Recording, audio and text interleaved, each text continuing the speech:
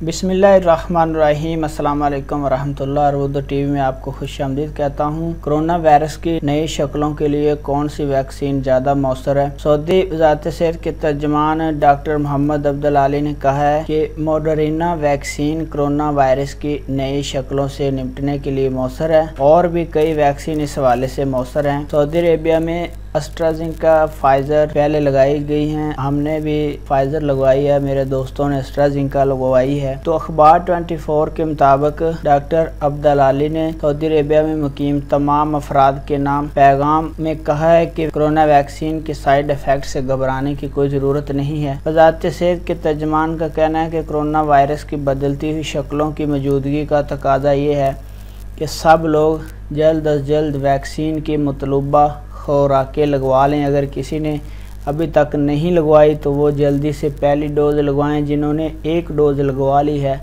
वो दूसरी डोज़ लगवाएं। ऐसा करने से मुदाफ़ियाती निज़ाम मजबूत हो जाता है। सऊदी अरेबिया भर में कोरोना वैक्सीन की तकरीबन 39 मिलियन से ज़ायद खुराकें सऊदी शहरियों और मुकीम गैर मुल्कियों को दी जा चुकी हैं। उन्होंने मज़ीद कहा कि सऊदी शहरियों और मुकीम गैर मुल्कियों को 16.7 मिलियन अफराद वैक्सीन की दोनों खुराकें ले चुके हैं और बाकियों ने एक एक खुराक ली है। ये अहम पैगाम था सऊदी वज़ारत सेहत के तर्जुमान का कि जो लोग अभी वैक्सीन जिन्होंने नहीं ली वो जल्द अज जल्द पहली खुराक और उसके बाद दूसरी खुराक लें, क्योंकि कोरोना वायरस जो है उसकी शक्लें तब्दील होती आ रही हैं। आने वाले वक्त में और भी शक्लें तब्दील होंगी। अपना बहुत सारा ख्याल रखिएगा। अस्सलाम वालेकुम वरहमतुल्लाह।